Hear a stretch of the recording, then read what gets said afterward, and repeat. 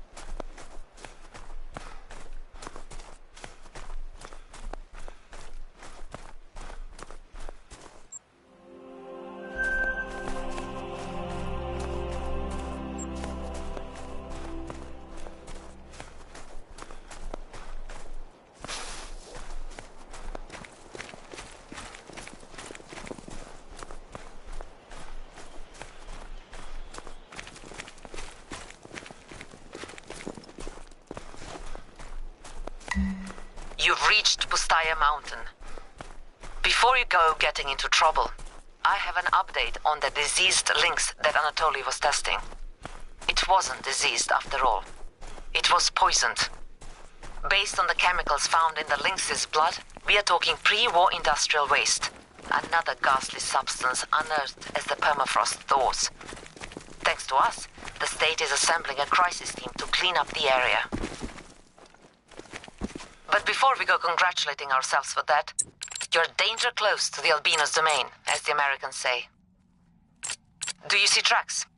Droppings?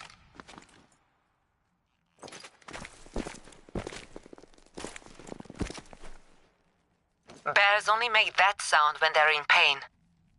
Like the pain you might be in if you had 2 rounds of buckshot in your chest.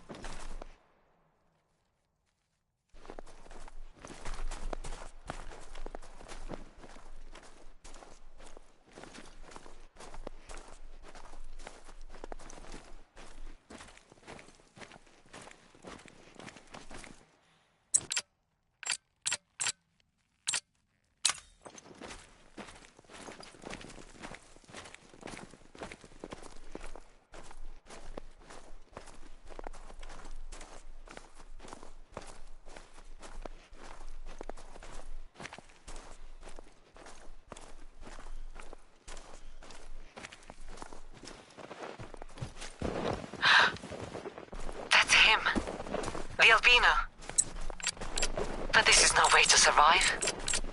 I can only imagine the pain he must be in. Please, end his suffering.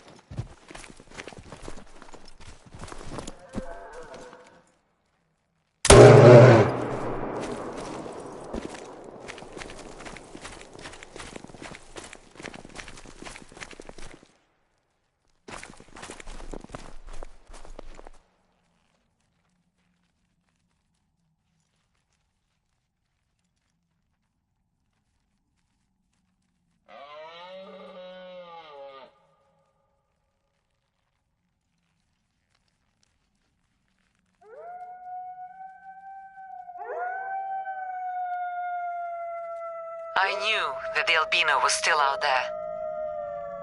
Ever since that day, I felt this chain, linking my pain to the albino's pain. Every night, dreaming of my albino counterpart, roaming the wilderness, starving and driven mad by a chest full of steel. Such pain! No wonder he attacked those animals without eating them. This may sound disingenuous, but I actually felt more pity for the albino than for myself.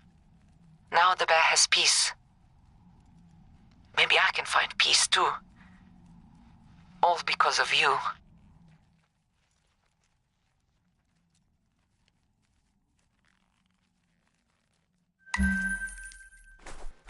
One more thing, while you're up there. There is a peak nearby at Pustotele Gara. A picture-perfect place to gaze out over the taiga. You have done so much for me.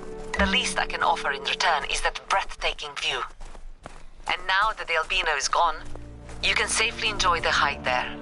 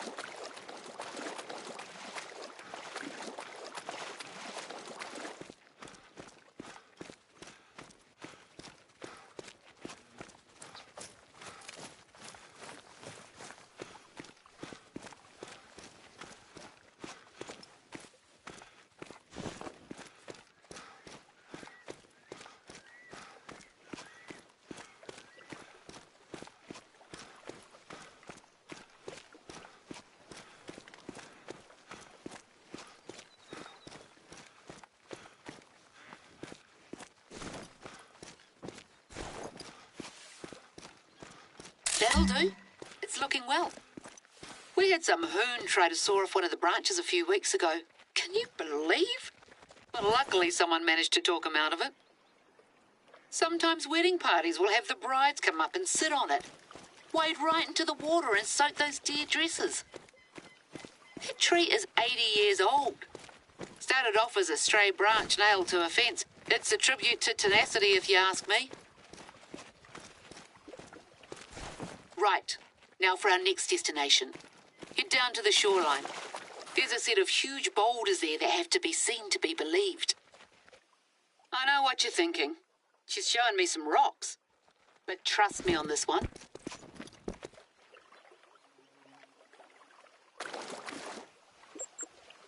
Our beaches are buzzing with natural activity. At least they used to be.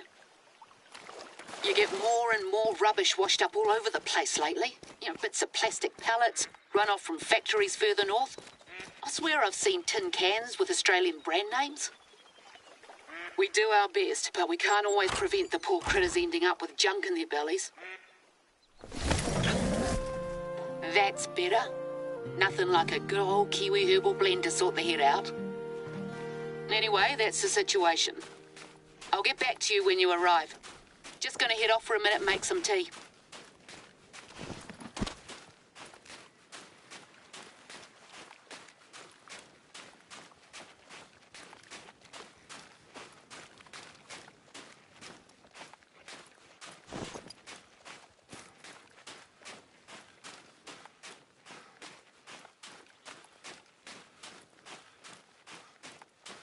Oh, well, look at this. Couldn't help themselves, could they? One last hurrah before we shut the place down. This really can't wait, mate. There's a little blue penguin population nesting not far from here, and they'll gladly take this for food. Okay, that looks manageable. Let's clean this up and take the photo. Then we can talk hunting again.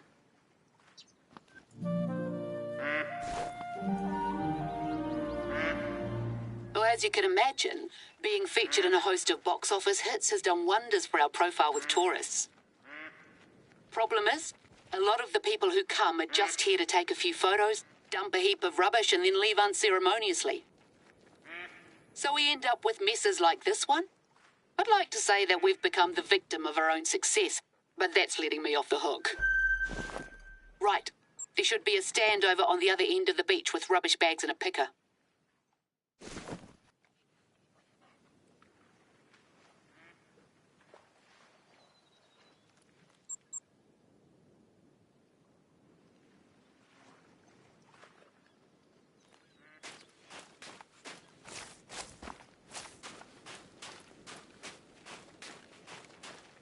We went to all the trouble of installing these, and they still couldn't be bothered.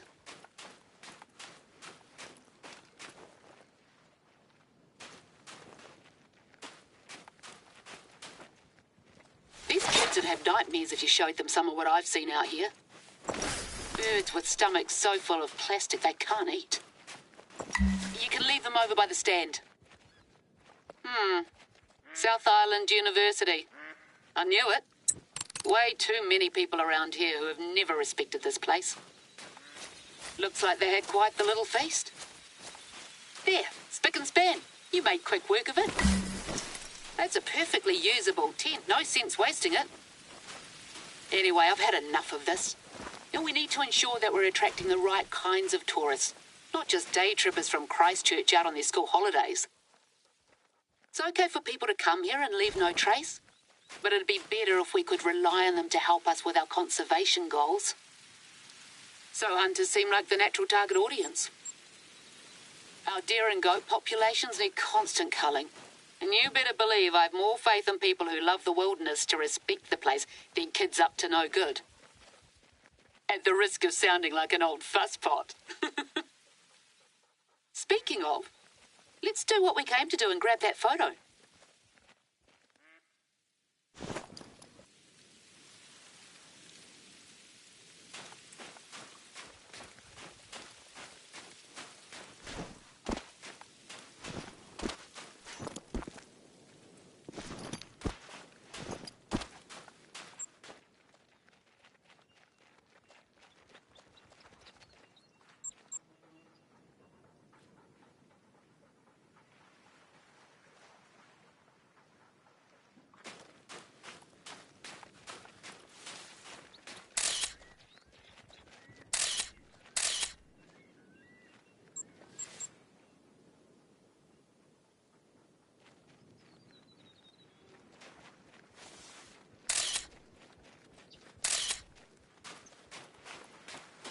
Lovely use of lighting.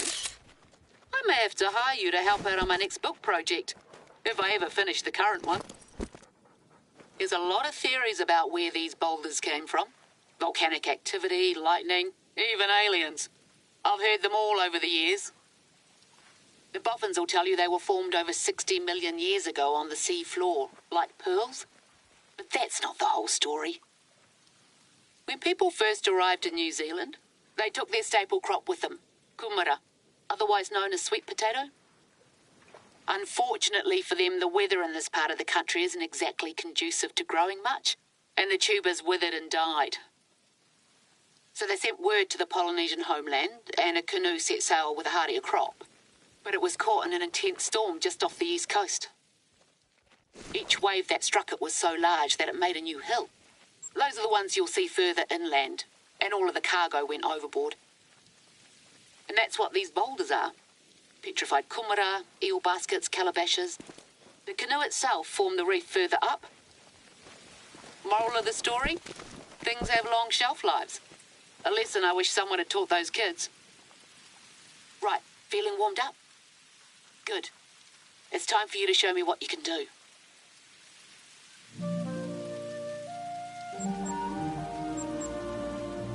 Camera on? Then you should have everything you need. I got Josh to set it up. He told me to tell you that it's state-of-the-art, equipped with Wi-Fi, so any footage you grab is automatically uploaded to our server. I'm not entirely sure what that means, but I guess I'll be able to see it on here? No pressure then. There's good hunting in the whole of this area, from up around where you cleared out the props earlier to closer to the beach. Take your pick. But just one thing, we want it to show up nice on camera, so no minnows. Try for something at least 30 kg. The larger the better. Should be no problem for a hotshot like you. No word back from our friends in Hollywood regarding the props, by the way. My guess is that some townie thought it'd be a hoot to grab them for their crib. But I'm not keen on the idea of someone wandering around when we're supposed to be closed to visitors. Anyway, nothing you need to worry about right now. Just focus on those killer shots.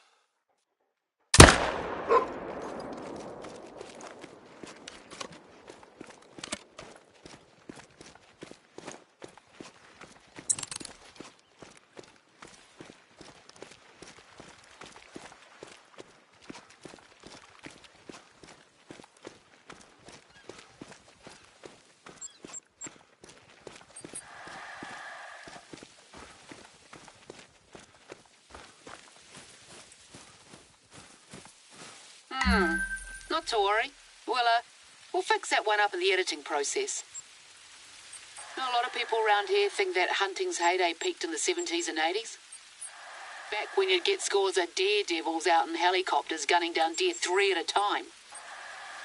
That's not the done thing anymore, for a whole host of reasons. But these days we need hunters more than ever. And I'm glad I have you on board to help us show the world that.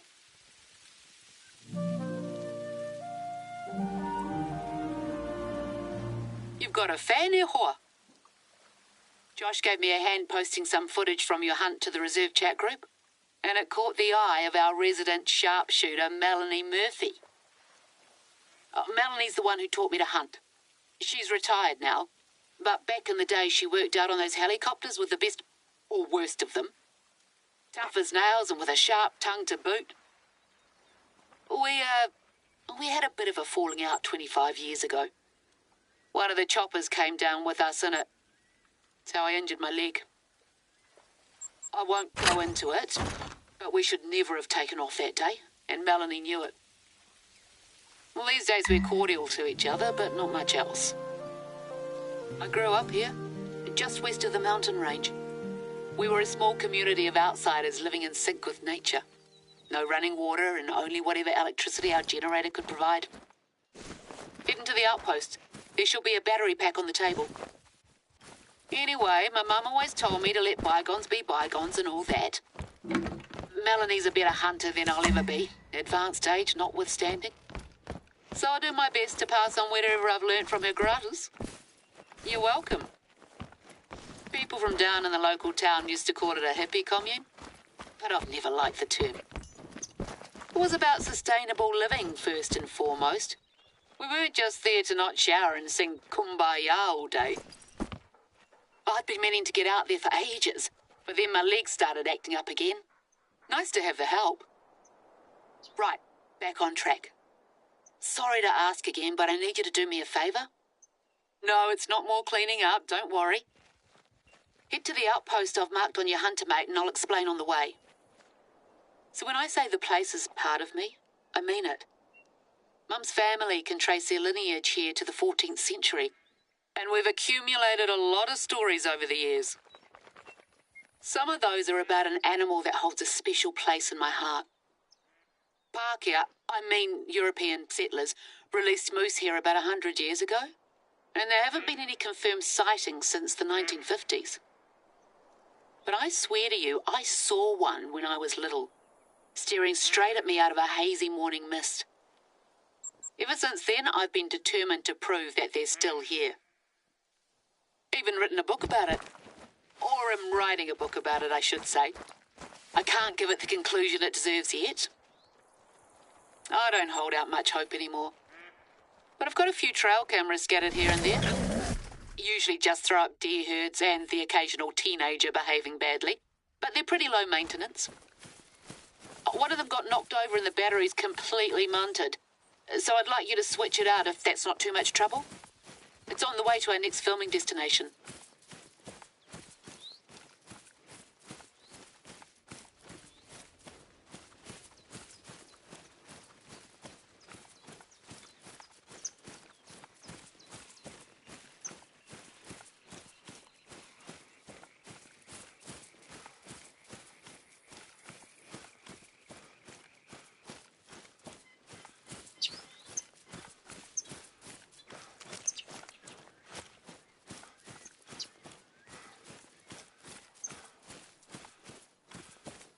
It's the camera turned toward the river. Just a little further up there.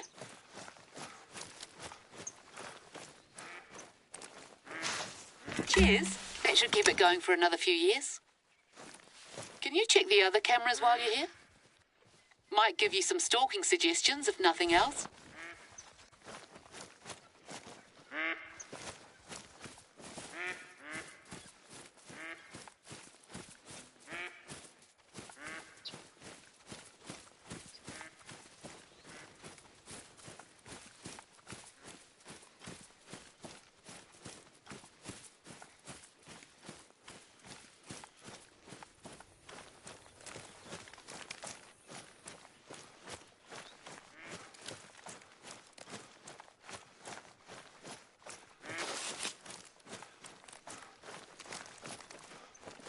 When something shows up on these, 9 times out of 10, it's a stray deer.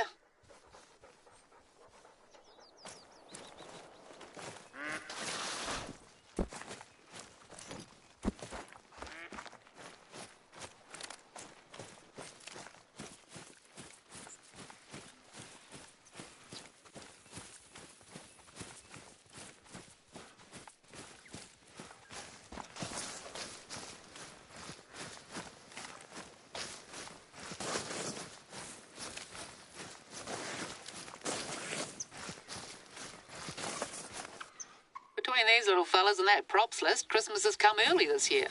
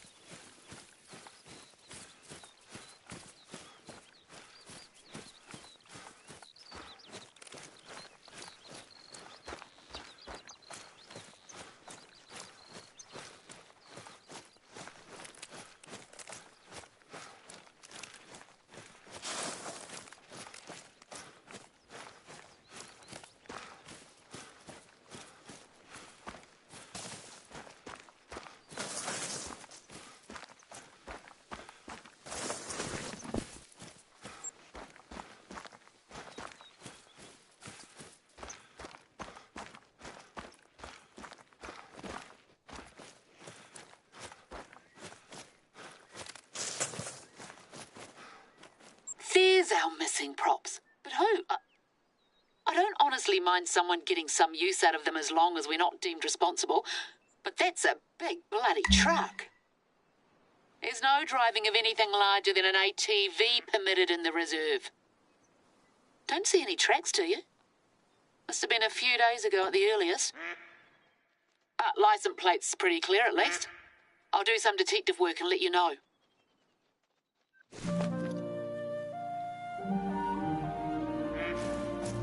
I don't suppose you packed any swing togs, eh? Well, not to worry. Getting to our next destination involves a bit of spelunking, but a flashlight and some waterproof boots should be all you need. Head to the cave I've marked on your hunter mate.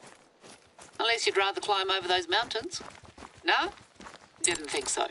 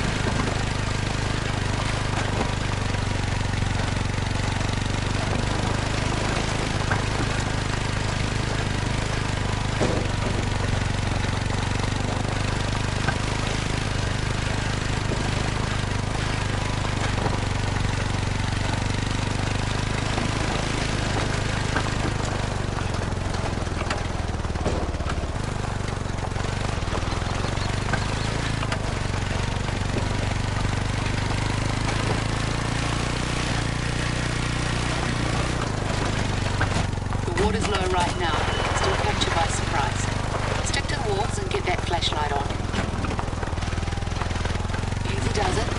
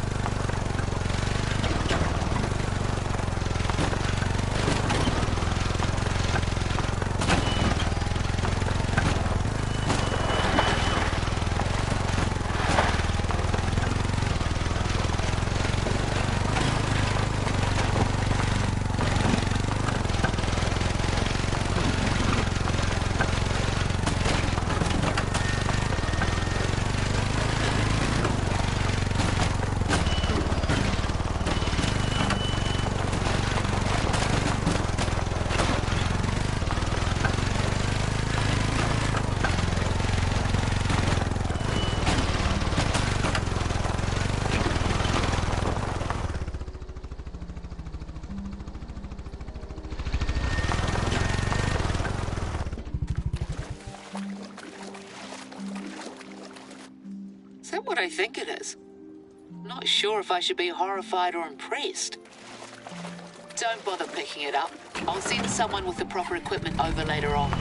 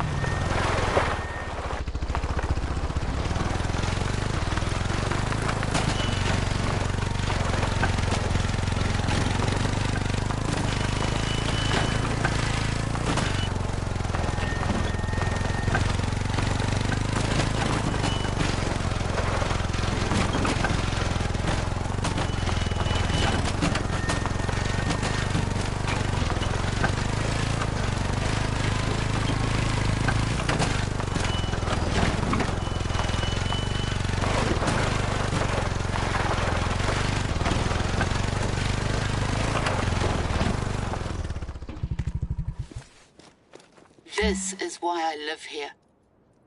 Go ahead. Get as close as you want. Just don't touch it. See the cracks in the surface? It's limestone, notoriously unstable. These cave paintings aren't going to be here forever, but I've made it my mission to ensure that we do everything we can to keep them around for as long as possible. Kids like Josh need to learn their history, right? It's part of what it means to be human, knowing you come from something else, someone else. We call it whakapapa. It means genealogy, but also to place some layers. And those layers link us all. Everything ends up in the ground, bird or human or rock or deer. Anyway, that's enough philosophizing from me. Let's get you out of here.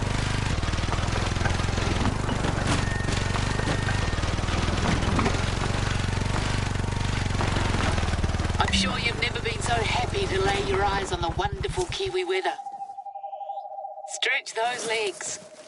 Nothing like wandering through a damp, cramped cave to give you a new lust for life. Right. I hope you're not too worn out now.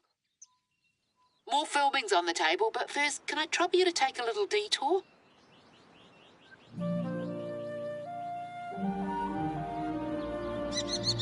Let me explain. The beech trees here form one of the finest examples of native forest in all of New Zealand. In no small part due to the efforts of our resident conservationist Marama. We just had a mast year when they seed like crazy. And this means plenty of food for mice and rats, which in turn means plenty of food for other small pests. Beginning to see the problem? When the rats run out, those small mammals prey on native bird species, the pesky critters. We've used aerial TN80 poisoning to stave off the worst of them. But to slow their reintroduction, we need to get our hands dirty and lay down a few traps ourselves. It's time-sensitive work, and unfortunately, Marama's feeling a bit crook and had to stay home today. Can you take over for her? She's left them in a box near the target site. Conservation here is a constant tit-for-tat against these invasive mammal species. Our only indigenous mammals are 3 types of bats and some marine species. Everything else is a pest to a lesser or greater extent. Sometimes our methods can seem extreme. TN80 poisoning isn't without its naysayers, but it's one of the only tools we have to help protect the uniqueness of this place. Now, hunting helps too. I don't want to go back to the days of the helicopter wars, but having recreational hunters here year-round would go a very long way.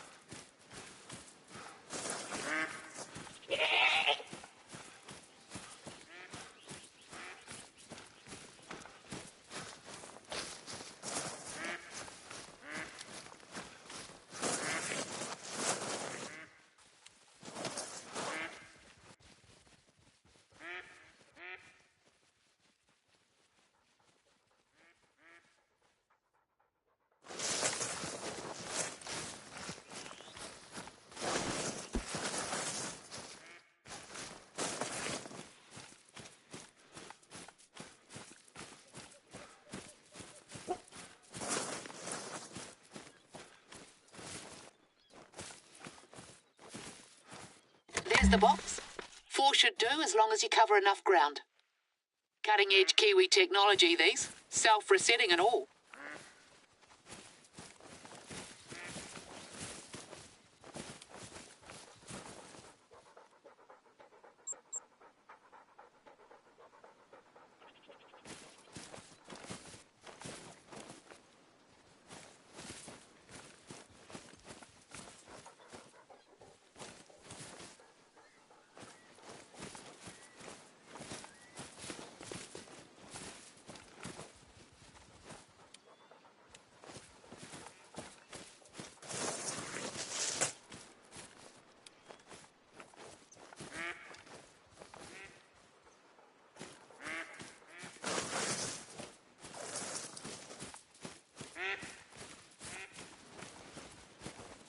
Looks like as good a spot as any.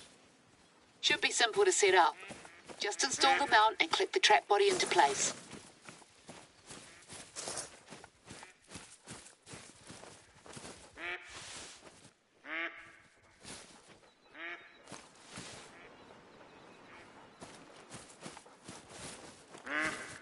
Two down, 2 to go.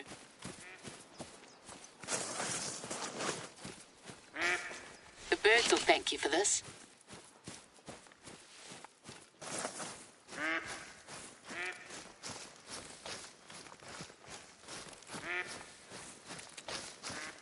That's all of them. Top-notch conservation work, Airhawk. Oh, one final thing. You can take down the 1080 warning sign. Any animals that haven't already kicked the bucket should have metabolized it by now, so it's safe to hunt in the area again.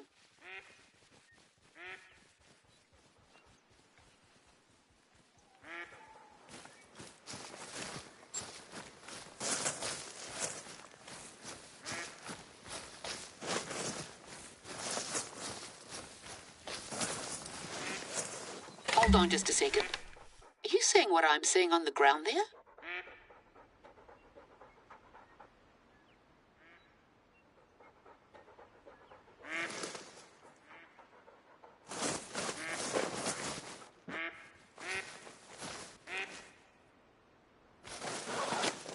These tracks aren't particularly old, eh?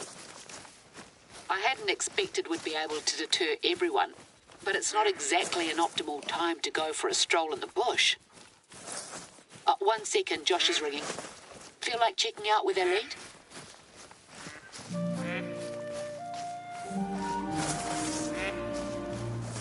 Right, sorry about that. Where are they taking you?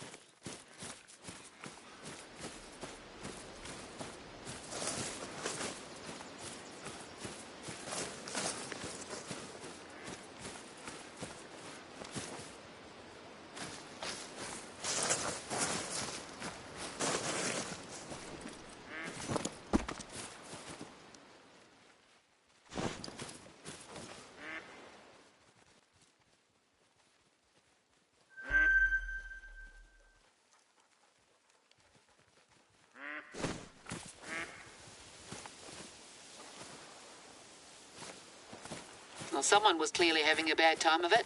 Munted, high, both.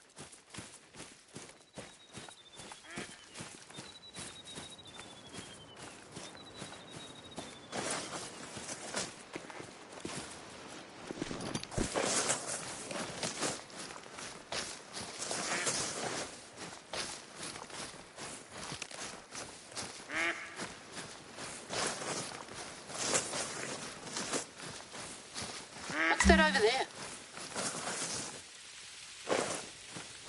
This looks like it's right out of Resplendent Sword.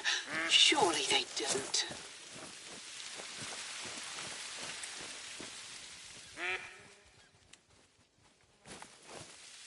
Oh, where? Poor thing looks like it's been torn to bits. Is that a handmade arrow? And to top it all off, there's heavy rain forecast. Perfect bloody timing. There's an outpost not far. Why don't you take shelter there and see if there's any more clues as to what we're dealing with here?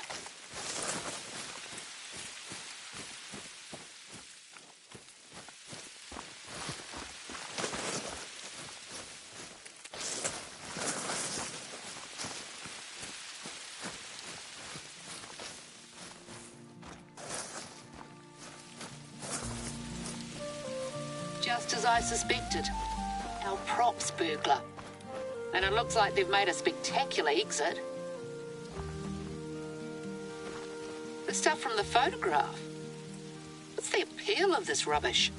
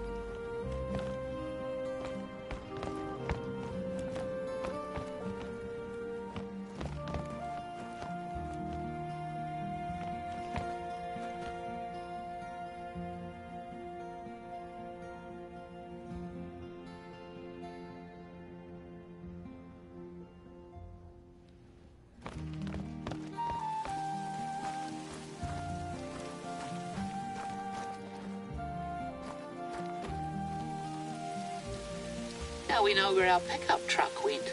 Glad to see the back of it.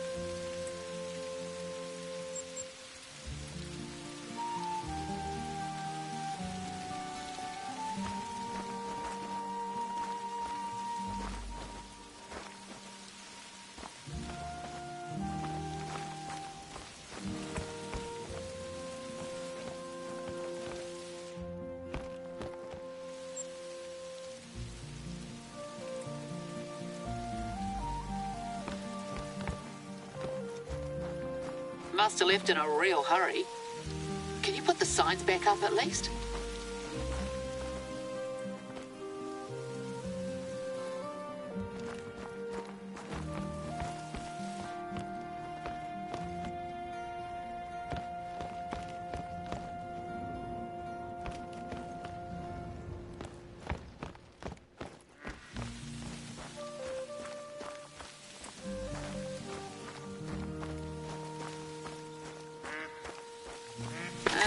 Yeah, I think that's as good as you're going to get it looking.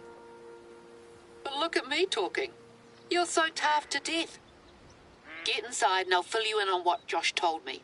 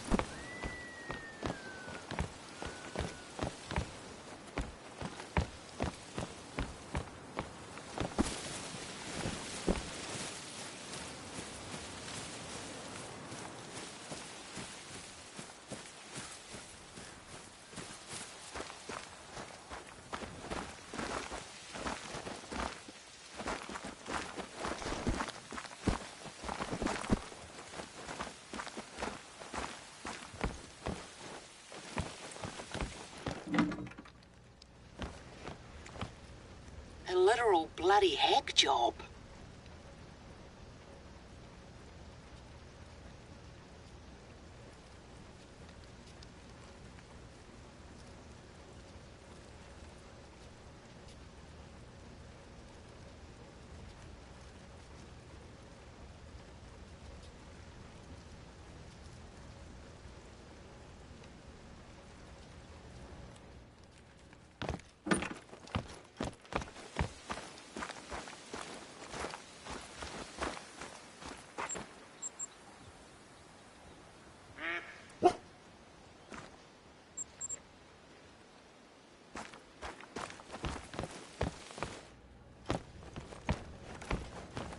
Please tell me that's not what I think it is.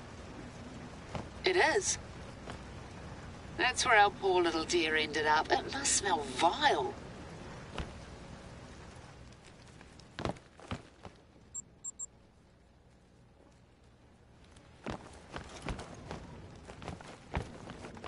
Someone's been making themselves at home.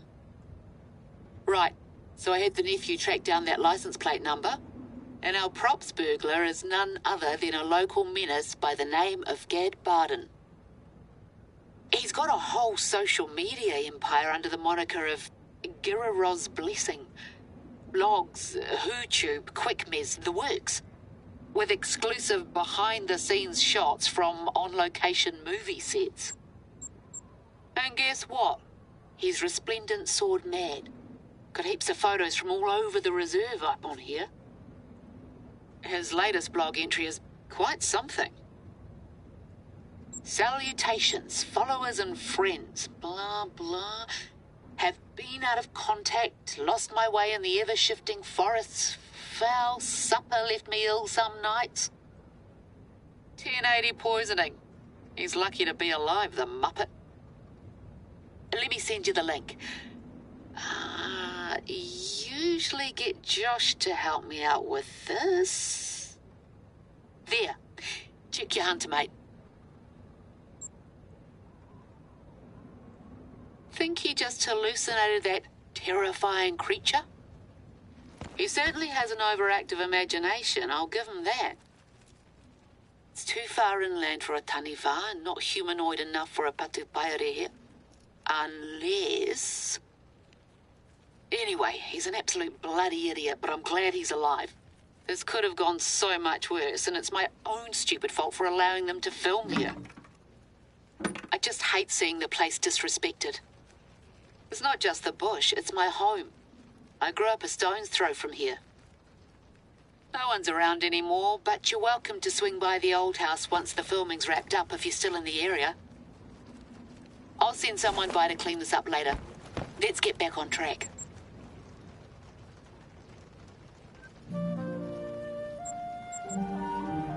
I'm sure you've seen plenty of fancy castles on your travels, but I guarantee you they're nothing compared to where I'm taking you next. We're going to do some hunting out by Stone Castle Valley, a limestone formation not far from here.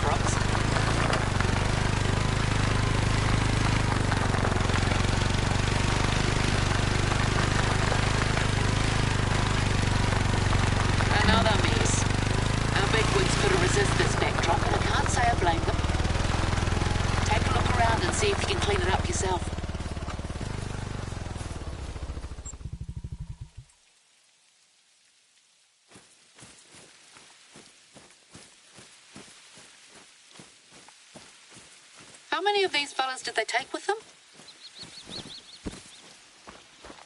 When you can't fake it with props, fake it with technology.